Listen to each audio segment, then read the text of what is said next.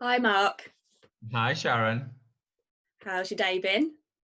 Good. Tiring, but good. Yeah, lots of driving, but I'm where I needed to be now. Where are you speaking to me from? Cardiff. I was going to try and do a Welsh accent then, but I didn't really want to offend anyone. I'm in Cardiff now. I've been, well, God, where have I been? I've been to Cambridge, uh, London, Croydon, uh, Brighton, Bristol, and now Cardiff.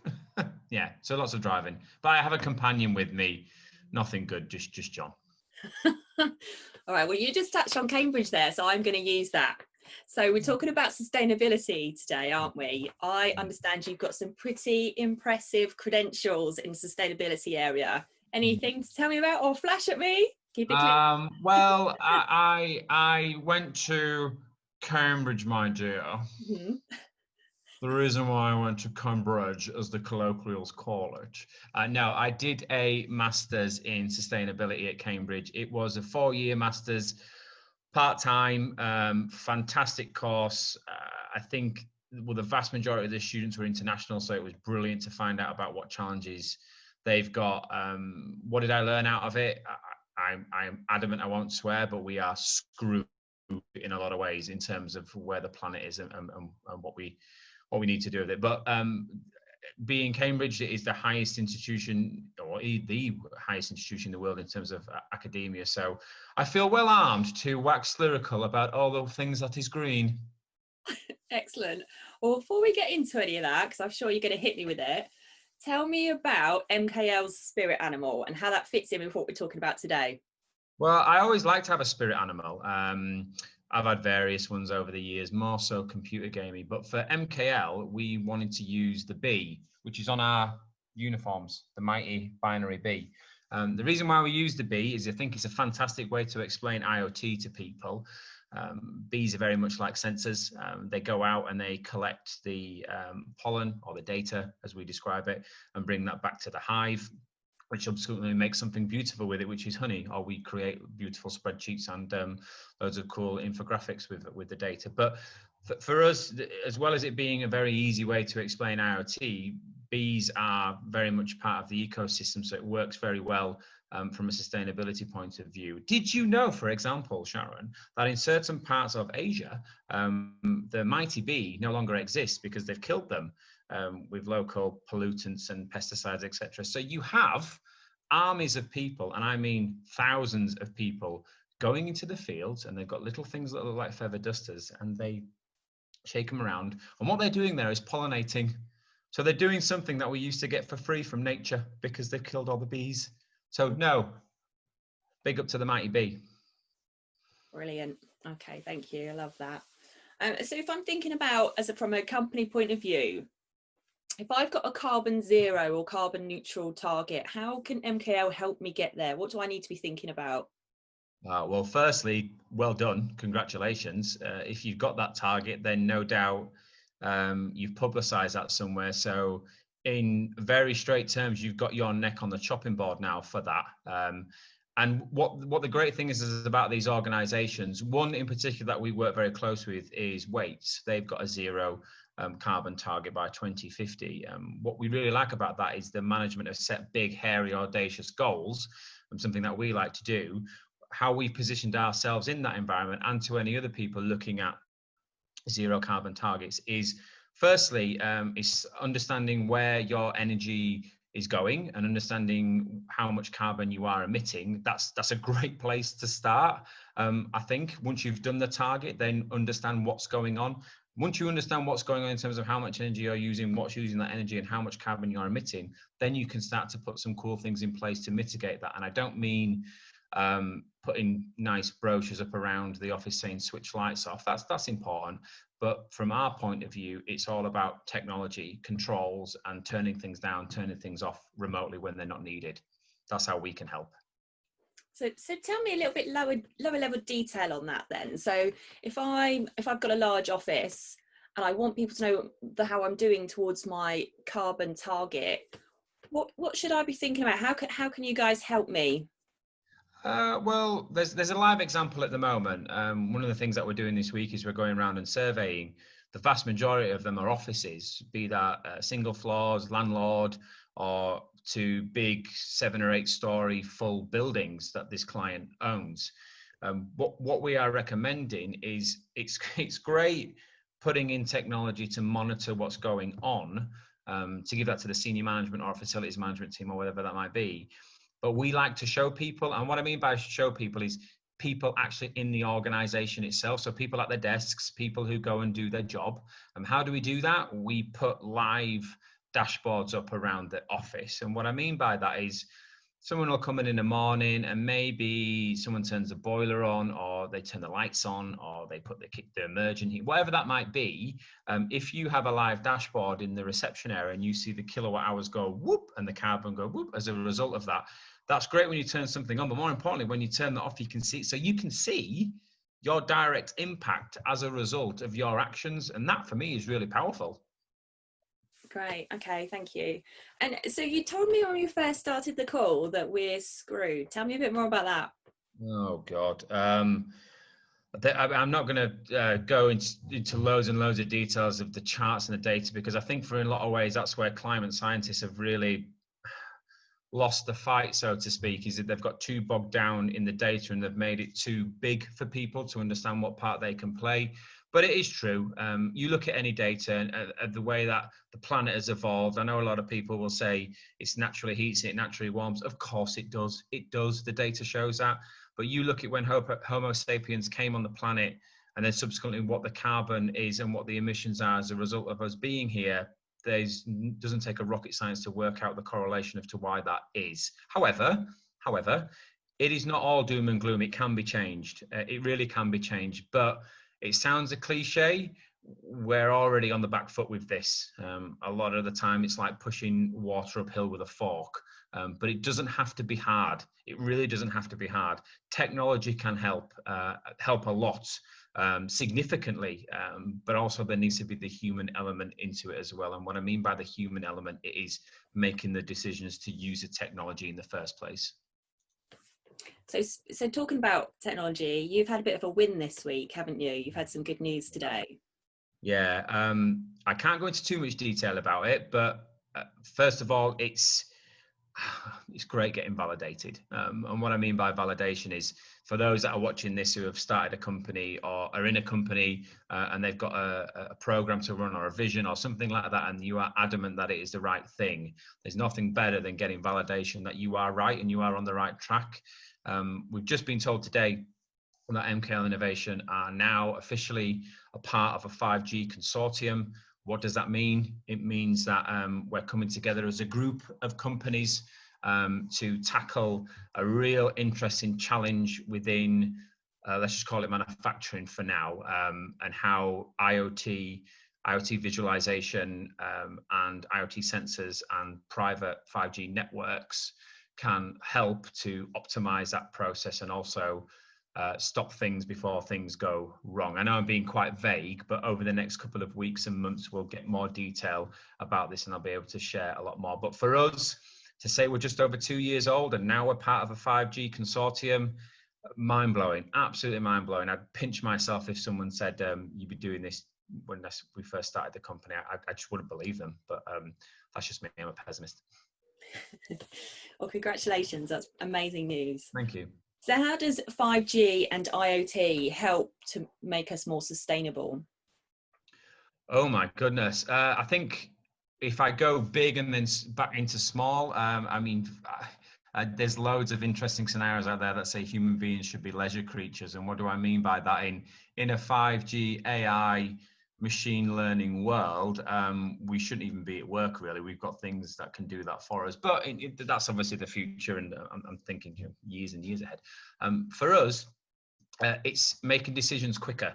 I think I said before in a previous video, low latency is phenomenally powerful with 5G, but it's the ability to act, but not only act from a human intervention point of view with machine learning and AI in a 5G world. The potential is limitless. You can have machines that think and do things on their own. You can set parameters in terms of what your carbon reduction targets might be for that year, and then the machine will set itself accordingly based on that, but not impact your production levels, because it will optimize its usage and its power ingress and how it produces that material accordingly to it. It is phenomenal, but things will be faster. Decisions will be made faster in the blink of an eye, but more importantly, it is controllable. It's not technology running away with itself. And more importantly, I think this is a real key point to get across. You can't crash the economy for a green economy. What I mean by that is they need to balance out. And this is where the green debate has somewhat let itself down in terms of fluffy, the nice warm side of sustainability. There has to be a strong commercial angle to this, and the benefit of it is, you look at any modeling scenario, if you put in a strong sustainability plan, not only will you be more competitive in the market, not only will you spend less money producing your product or doing your service or whatever that might be, you'll have happier employees, and more importantly, you're leaving something for the next generation. As soft as that sounds, that is just as important. Don't crash your company or crash the economy just to make a quick buck and screw it up for everybody else. Thinking about the manufacturing example you gave me, I know you can't give me much detail, but if I had a manufacturing plant, how could 5G and IoT help me from a commercial point of view and an efficiency and sustainability point of view? How does that work? Bring it to life for me. In terms of a manufacturer, let's take a piece of equipment that's producing a widget or whatever that might be.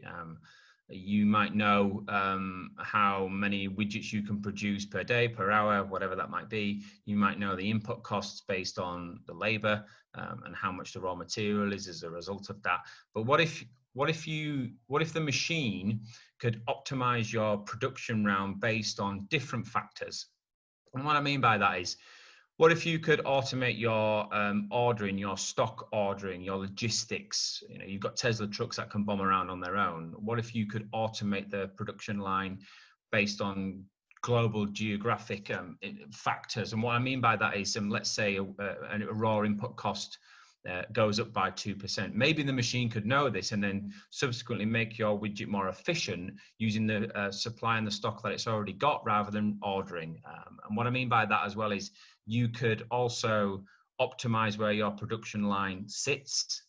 Again, the possibilities are endless in terms of digital twins, running scenarios, putting yourself in that environment. If you have a production line and you might be thinking about moving that production line to a different part of the factory, maybe even a different geographical location altogether.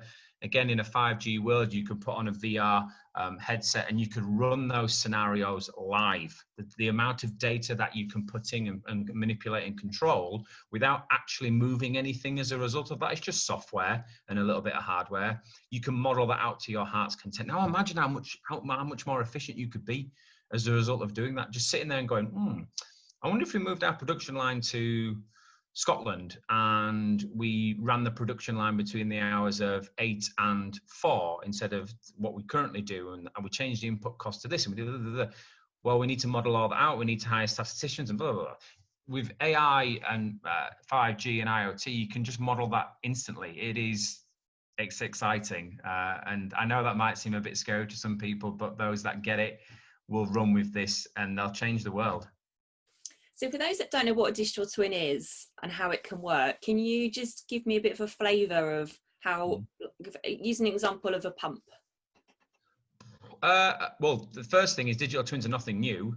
The airlines have used these for years. Airline industry have used digital twins for years. A very basic digital twin is a floor plan. So if you go to if you're in an office or if you're in a hotel room, look at the back of the door, and you'll see the map of how it's set up. That's a very, very analog, basic digital twin. An analog twin. In a digital twin world, what that means, if you take a pump, for example, like you just said, Sharon, you can model like for like what that pump is and what it does and how it performs on your computer. Now, let's say you need to open and close a valve by 2, 3, 4, 5%, and that lets in certain elements. That might be air, water, grain, whatever that valve is controlling. And then subsequently, what does that then raw input then go on to create? Instead of trying that out live, when you've got your production line maybe running 24 hours a day and you're trying to work in with operations, how you do those scenarios in a live environment, you can do it on your laptop with a digital twin. They're not that hard to create. We wouldn't never create them. We'd always use a third-party supplier to help build them because that's not our game. We're not into building digital twins. What we are doing with Renegade, though, is we are building that capability into our platform because I think it's a really cool feature to have for someone to be able to see their pump or widget making or whatever that might be in a digital format and then play with it. But also, it's not just playing with it. You can then link that digital twin up to the actual asset itself. So once you've played with it and you've run these scenarios and you're happy with it, you then connect to that, well, we would connect that digital twin to your asset, and then you just control that from your laptop. How much do you want the doors open? How much do you want the valve open? How much water do you want to let through? You know, et cetera, et cetera. The list is endless. Brilliant. Okay. So last question then, because I know we have to keep it tight, but in terms of waste, so waste is obviously a big thing in sustainability. I know that previously you've told me that you've been on site and seen ovens firing several hours before they've actually been needed. How does the waste side fit into what MKL does and what you see and how you can help reduce that for a more sustainable future? And that is, that's a great question. And that is a very true example. I have been on sites before, restaurant sites where pizza ovens have been set at 300 degrees at 9 a.m. They don't start trading until 11. And the argument always is, well, I'm just heating it up. Or go back of house and you have 4, 6 or 8 ring burners, gas, which gas is instant, on an hour before opening because they need to get ready for potentially an order. I mean, that's one site. If you're a site of 1,500, 2,000, which this client was, times that by the kilowatt hours and the amount that you're spending is criminal. It's criminal. So what we can do is there's a number of things we can do. There's probably 2 things that I would recommend that we would do. The first would obviously be to monitor an alarm. What I mean by a monitor and alarm is understand which pieces of equipment are being used inefficiently on site. So you can do that by just checking how much power it's pulling. You can put temperature sensors in, you know, things like that. And what that would do is that will pull into a live dashboard and it would alert whoever we need to alert that a piece of equipment has been on at this time, it's pulled this much power, this is what it's cost you, etc. That's great. Now, again, that's fine if you're a one-site operator, you can directly control that. But if you've got 2,000 sites, that's quite, you can send out maybe your snotty emails from head office kicking off, or you've got some poor person from an environment team that gets sent down and they turn up and nobody listens to them because it's old school operators that have been in the game for 15 years and what do they know? What you can do is you can lock that equipment out. And what I mean by that is it's very simple to do.